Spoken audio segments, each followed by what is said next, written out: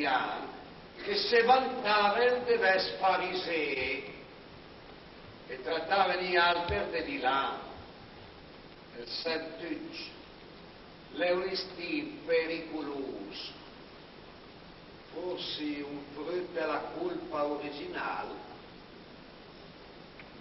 Tutti i dialetti ganti pruer curiosi che scioppen de superbia provinciale.